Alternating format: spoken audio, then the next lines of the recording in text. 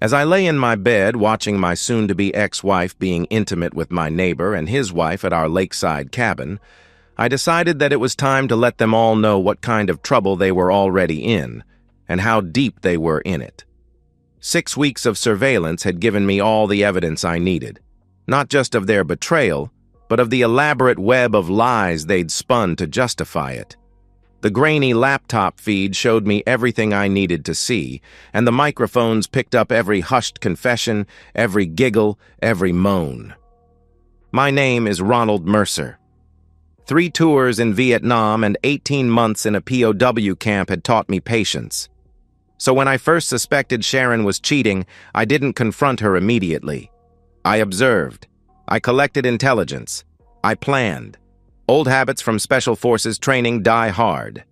I dialed my wife's cell number and watched as she looked at it and threw me the finger, never missing a beat with Daniel.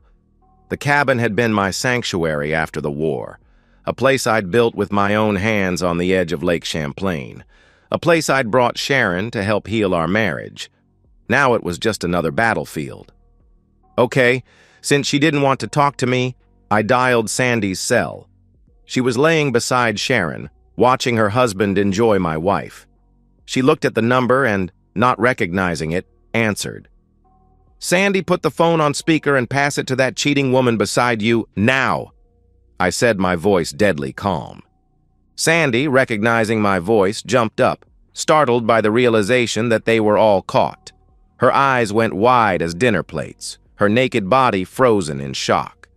She stopped Daniel's movements and passed her cell to my soon-to-be ex, forgetting to turn on the speaker. "Sharon, turn on the speaker now." I watched as she figured out how to do that, and then continued. "Do not come home. Do not try to call me or contact me in any way. You are dead to me as of now, and will be dead to everyone else soon enough. And just so you know, I was not cheating on you. That was just a scheme dreamed up between your good friends so that Daniel could be with you. Now pass the damn phone to Daniel and listen carefully, as what I'm about to say applies to all of you." I said it as calmly as if I was talking about the weather. The 3 faces on my laptop screen showed varying degrees of panic. Sharon's face, once so beautiful to me, now contorted with fear. Daniel's smug expression faltering. Sandy looking like she might vomit. Good. They should be afraid. 6 weeks earlier, I'd noticed the first signs. Sharon became protective of her phone, working late more often. Her scent changed, Daniel's cologne, though I didn't know it at the time. Small things that most husbands might miss, but not someone trained to notice details. "Ron, I've got that conference in Albany this weekend," she'd said, packing an overnight bag. "The real estate one?" "I thought that was next month," I replied, pretending not to notice how she tensed. "No, it's this weekend. Marketing strategies for luxury properties."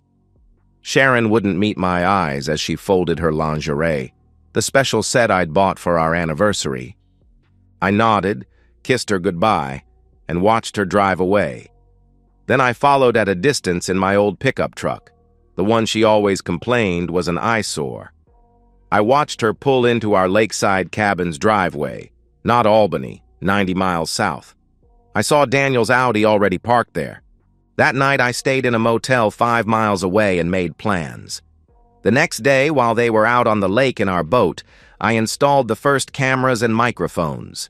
Basic surveillance equipment I'd ordered weeks before, just in case. The cabin's rustic beams and wood paneling made it easy to hide the devices. By the following weekend, I had a complete system installed. I could watch and listen from anywhere with an internet connection. And so I did. Shaken now that she heard my voice, Sharon started to say, "Ron, it's not..." But I interrupted her. "It's exactly what I can see it is. The cabin is wired for sound and video and has been for the last 6 weeks. Think what you 3 have done and said over the last 6 weeks as you put some clothes on and passed the phone to your soon-to-be-dead lover." Even over the somewhat grainy picture on my laptop, I could see the color drain from her face as she looked at Daniel and said, "He knows and is watching us now." and she passed the cell phone to Daniel, looking around the room as if she could see the cameras. Daniel grabbed the phone, his confidence momentarily returning. I could see him squaring his shoulders, preparing to lie. Before he could even begin to spout his BS on how this was the first time, I cut him off. Daniel, my good neighbor and good friend, you need to decide on two things once I hang up on this call. First, I hope you have enough cash with you and enough gas in your car to get you out of the country ASAP, because as of right now, I am declaring open season on your scumbag cheating self and the two disloyal women with you.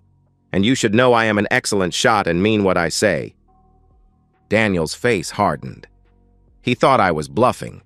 We'd been neighbors for 5 years. Barbecues in the summer and beers on my deck while watching football.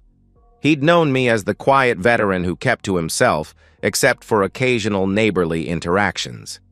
He didn't know the other Ron, the one who'd survived things most men couldn't imagine.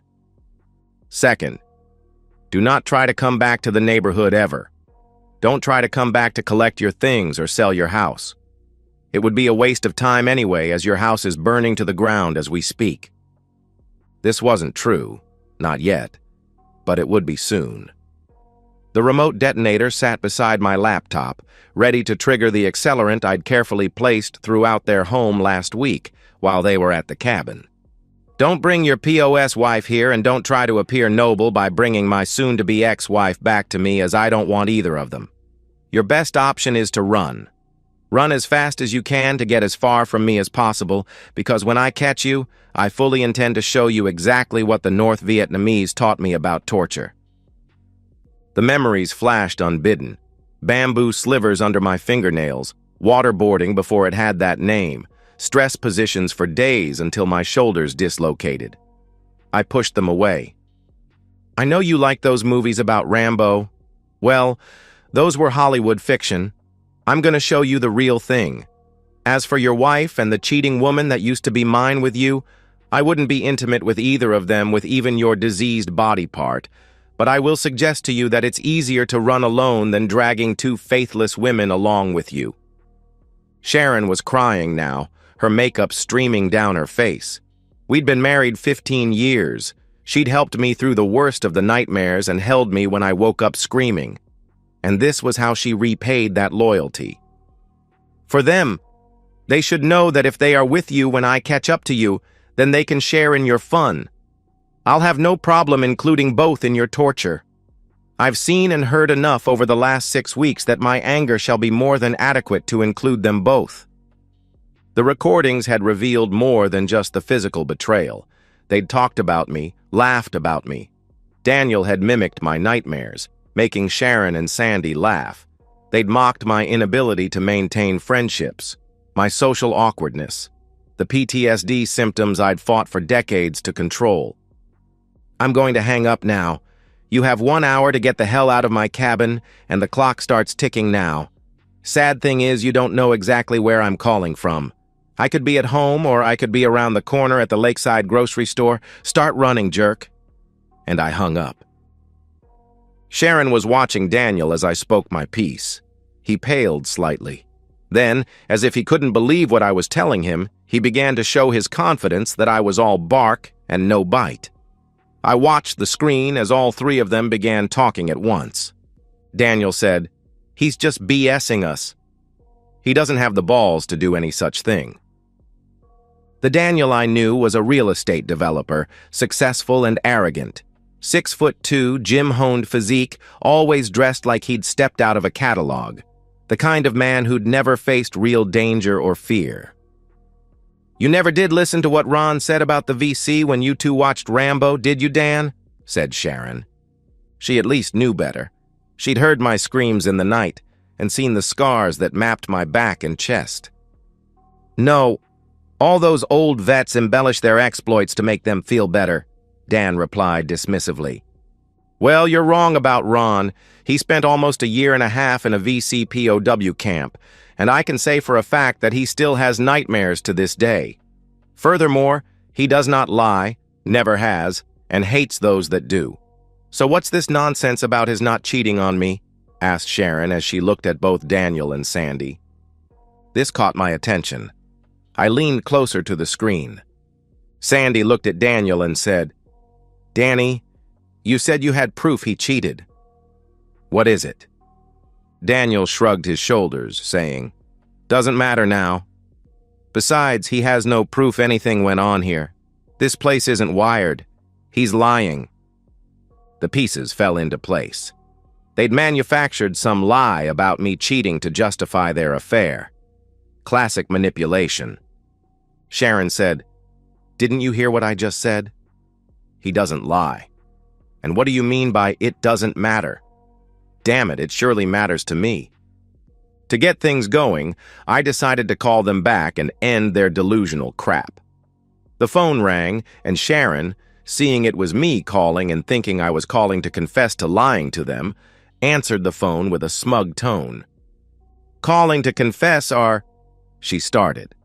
I interrupted. "It's easy to see who is telling the truth. Daniel, turn the TV on to channel 126 and tell me what you see, scumbag, then get dressed. You're wasting valuable time." Channel 126 was the input channel I'd configured to display the cabin's main camera feed. A simple trick, but effective. "Sandy, call your mother Miriam and ask her how your house is. Remember, time's running. By the way, Sandy, you might also ask her why she's been sleeping with Daniel every Tuesday at my cabin for the last 5 weeks." And I hung up. This wasn't a bluff. The surveillance had revealed more than just Sharon and Daniel's betrayal. Daniel had been bringing Sandy's 60-year-old mother to the cabin on Tuesdays, while Sandy thought he was playing golf. The web of deception was elaborate, almost impressive if it wasn't so pathetic. Daniel turned the TV to the appropriate channel and immediately could see a real-time picture of the three of them staring at the TV. The look of horror on their faces as they realized I'd been watching everything was worth every penny I'd spent on the surveillance system. Sandy called her mother. She was told they'd been trying to reach them for 2 hours to tell them about the fire that had destroyed their house. Everything was gone. When Sandy asked her what she did with Daniel every Tuesday, after a very short silence, Miriam just sighed and hung up. I hadn't actually burned their house yet, but I had friends who owed me favors. A quick call and the job was done before Sandy even dialed her mother. Timing is everything in warfare. Sandy turned to confront Daniel, but all she saw was his back as he went out to his car and left. He didn't even pack his stuff. He just dressed, got his money, emptied both their purses, and left the two women there on their own with no car, no money, no credit cards, nothing. As Daniel drove down the drive away from the cabin, Sharon screamed, "You sons of witches! Both of you lied to me, and now I've lost my husband, my marriage, and more than likely my very life." I was a little disappointed in Daniel leaving without the ladies, but knew I'd take care of them later. Sandy, who was just as stupid as her husband, said, "Oh, don't be so dramatic, Sharon. It's only been a little romance. Nobody's going to be killed, much less even seriously hurt. Ron isn't the kind of person to—" That was as far as she got. Suddenly, there were a series of loud explosions as Daniel's car reached the highway and set off the tripwires to the Claymore mines that had been set up there. There wasn't a square inch of the driver's side door that didn't have a hole through it, and Daniel lay dead against the steering wheel. As a matter of fact, all the doors were hit by their own claymores, so that anyone traveling with Daniel would have died along with him. Ashen-faced, Sharon looked at Sandy and said, "You were saying, witch. Ever heard of PTSD?" But the story doesn't end there. As I watched the two women on the screen, their horrified faces illuminated by the distant glow of the explosion, I felt nothing. Not satisfaction, not relief, not even anger anymore. Just emptiness. The claymores had been another bluff. I'd rigged small directional charges that would simulate the sound and flash of claymores without the lethal shrapnel. Daniel's car was damaged, but he wasn't hurt, just scared out of his mind, which was my intention. The explosion had been calculated to convince Sharon and Sandy that I was serious while giving Daniel a chance to flee. I closed my laptop and looked around my hotel room. The bare walls, generic art, and stiff bedspread represented my future now, anonymous, transient, devoid of warmth. I'd lost everything that mattered, but so had they. My cell phone rang. It was my old commander, Colonel Jackson. "Ron? Got your message. Jesus Christ, man, what have you done?" "Nothing they didn't deserve, sir." "Ron, listen to me. You're talking crazy. I know what you've been through." "All due respect, sir, you don't." "No one does who wasn't in that camp," I replied. "Fair enough. But this isn't Nam, and these aren't VC. They're civilians. Your wife. Your neighbors." Not anymore. I felt the cold detachment settling in, the same feeling I'd had in combat. They're just targets now. A long pause. "I'm coming to get you." "Where are you?" "Can't tell you that, sir." "Ron, you need help. The war's been over for 50 years. Don't throw away what's left of your life over this." I stared at the ceiling. "That's just it, sir. There isn't much left." 2 hours later, I pulled into the cabin's driveway. The women's faces appeared in the window, terror evident even from a distance. I'd let them stew, let them imagine all the things I might do to them. Psychological warfare. I walked in without knocking. My cabin, after all. Sharon stood in the center of the living room, clutching a fireplace poker. Sandy cowered behind her. "Ron, please," Sharon said, her voice quivering. "I'm sorry. We're both so sorry." I sat down on the sofa, deliberately casual. "Put that down before you hurt yourself, Sharon." Are you going to kill us?" Sandy whispered. I looked at her for a long moment. "Do you really think so little of me?" Sharon lowered the poker. "But Daniel?" "Is fine. Scared, but fine. The explosions were just for show." I gestured to the couch opposite me. "Sit down, both of you." They sat, clinging to each other like children. "I'm not going to hurt you. Either of you. That was never the plan." "Then what?" Sharon began. "I wanted you to feel what I felt. The betrayal, the fear, the helplessness." I looked directly at her. "You've been cheating with Daniel for 6 months, not 6 weeks. I've known almost from the beginning." Her eyes widened. "How?" "I know you, Sharon. 15 years I know your tells. The way you avoid eye contact when you lie. The extra showers. The sudden need to work late when you've never done that before." Sandy spoke up. "Why go through all this? Why not just confront us?" I laughed, a hollow sound. "Would you have stopped? Or would you have just gotten better at hiding it? This way there are consequences. Real ones." I stood up and walked to the window. Outside, the lake was calm, reflecting the late afternoon sun. "Daniel's car is disabled, but he's not hurt. He's probably halfway to Canada by now. Your house really is gone, Sandy. Insurance won't cover it. I made sure of that. Arson investigation will find evidence of you two planning it for the insurance money." "That's not true," she protested. "No, but it'll look true. The emails from your account to Daniel's discussing it are very convincing. As for your mother, well, that was real. Ask her about Tuesdays sometime." Sharon stood up slowly. "What about me?" "Us?" I turned to face her. "There is no us anymore. As of this morning, our joint accounts are empty. The money's gone, transferred through a dozen offshore accounts. The house is on the market. Papers you signed last month for a refinance that wasn't. The cabin's already sold." Her face crumpled. "You can't do this." "I already have. Everything I've done is legal. Barely, but legal. Everything you've done isn't. Here's what happens next. You two will walk out of here, get in Sharon's car, and drive away. I don't care where. I don't want to know. If I ever see either of you again, what happened today will seem like a pleasant dream compared to what I'll do." "We have nothing," Sandy whimpered. "You have each other," I replied coldly. That's more than I have. After they left, I stayed at the cabin one last night. In the morning, the new owners would arrive, a young couple starting their life together. I hoped they'd be happier here than Sharon and I had been. I packed the last of my things into my truck and took one final walk down to the lake. The water lapped gently at the shore, unconcerned with human drama.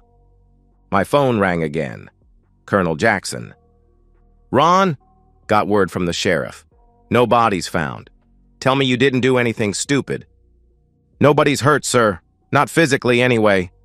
A relieved sigh. "Thank God. Where are you?" "Heading your way. Thought I might take you up on that offer to stay for a while." "Door's always open, son.